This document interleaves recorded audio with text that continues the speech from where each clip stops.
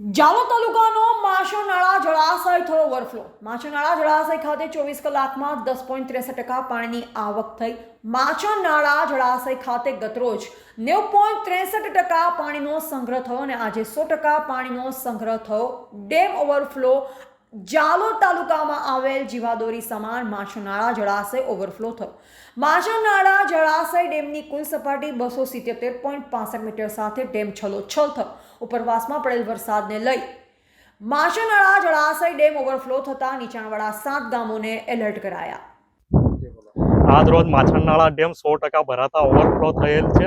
હાલ માછનાળા જળાશયની સપાટી 277.65 મીટર છે।